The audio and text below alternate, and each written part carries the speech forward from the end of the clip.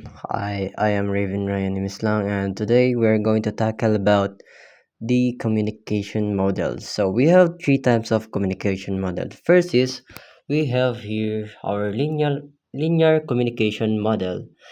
Remember that we have one-sided or one-way process line. So when we say one process line, we're going to I'm going to illustrate it na ganito siya, parang line lang siyang ng ganyan. So, sabihin mo na dito si sender at dito si receiver. Si sender, magsisend siya ng message mag-encode siya ng message. Yung encode niya, mag-encode siya ng message. Tapos, magagawa niya yung message. Tapos yung channel. Tapos, pag nasa channel na siya, i-decode siya ni receiver.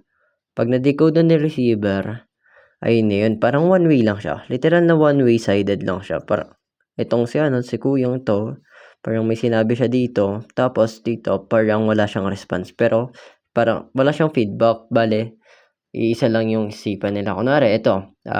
We have here si TV news broadcast. So, itong si news anchor, magre-report siya ng isang latest update or isang balita sa kanyang mga viewers. Pero, ang natin, itong si Mr. reporter, diba may sinasabi siya. Tapos nasa TV siya, nasa TV. Tapos ito si viewer. Ako si viewer. Nanonood ako. So, bali yan. Masasabi mo na dito na parang one way lang siya. Kasi kahit gano pa ako magsabi ng feedback sa kanya, hindi naman ako sasagutin ulit ni Mr. Reporter. Kaya, ayun yung parang one way. Like, literal na one way. So, or, pwede rin naman, ito. Si Manong, piloto. Si pilot. Pilot. Nag-announce ako yung pilot. Nag-announce ako. Tapos, ayun, announcement.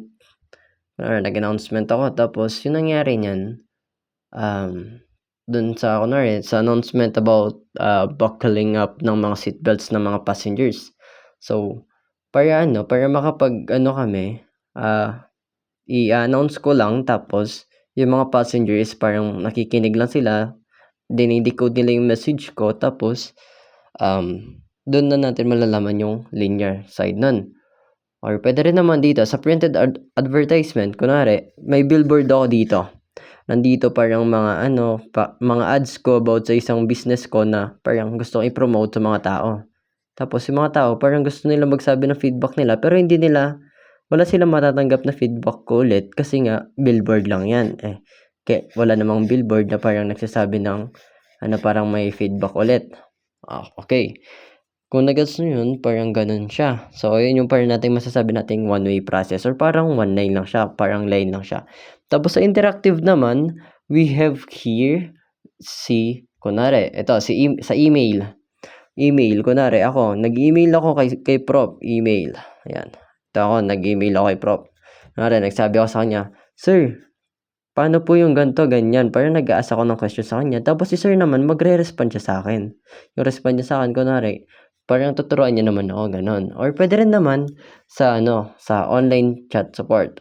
When it comes to online chat support, dito yung mga, si customer,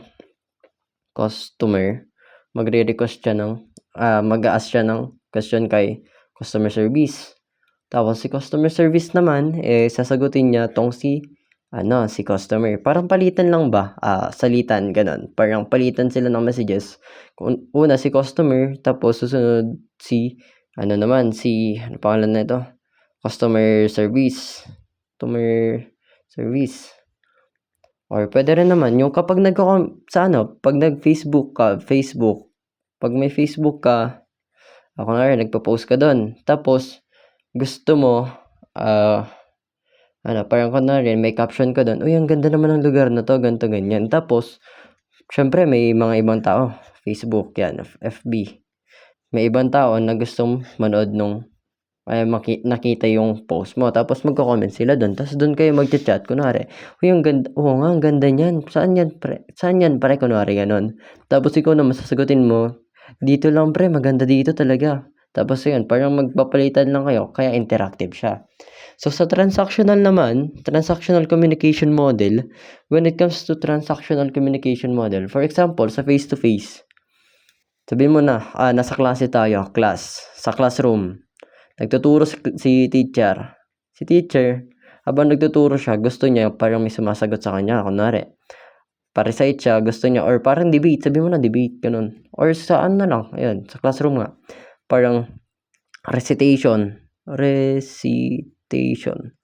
For example, sa recitation, yan, sa recitation, pag recitation, gusto ni prof, kunwari, or ni teacher, na may sumasagot sa mga tanong niya. Kaya yun, parang, kunwari, nagtanong siya, tapos sasagot yung isang estudyante, tapos magtatanong na naman siya, tapos sasagot yung isa naman, tapos tatanong siya, tapos sasagot na naman tong si isa. Ito si number 1. Kunwari, ito, si number 1, sasagot kay prof, si number 2, sasagot kay prof. Tapos, parang ganun lang, palit-palitan sila, pero walang literal na pattern. So, para siyang real life talaga. Or, pwede rin naman sa live video calls.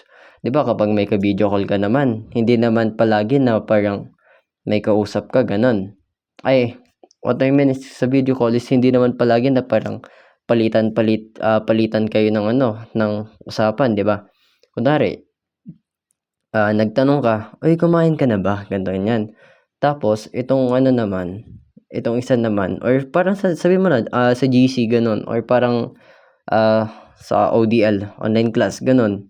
Sabihin mo, parang gano'n din siya, parang sa classroom din siya, parang interactive ngayon nga, parang no pattern or parang real life talaga. Or puwede rin naman sabihin natin sa debate naman, dito tayo sa pangatlong example. Sa debate, kunwari, or argument, puwede nating sabihin dito na, may isang topic. Siyempre 'pag debate, madami kayo, 'di ba? Madami kayong mag-uusap-usap. Itong si debater 1, debater 2, debater 3, parang pero iisang topic. Pero magkakaiba-iba sila ng, parang kailangan nilang ipaglaban. 'Yan. So, yung mangyayari niyan sa pinaglalaban nila is parang dun nga, parang nagde-debate sila, no pattern, tapos parang iba-iba. So, para makuha natin, sa linear is isa lang, line lang. Sa interactive, palitan sila. May feedback si receiver, magiging sender siya. Itong si sender naman, magiging receiver pag may i-receive siyang message galing kay sender. Ganon. Tas sa transactional naman is parang palitan sila, like halo-halo, parang magulo siya, parang siya, walang pattern nga, yun nga, parang real life talaga. So, dun natin mababase yung paano natin masasabi kung, yung sa may communication model natin. So, yun lang po. Thank you.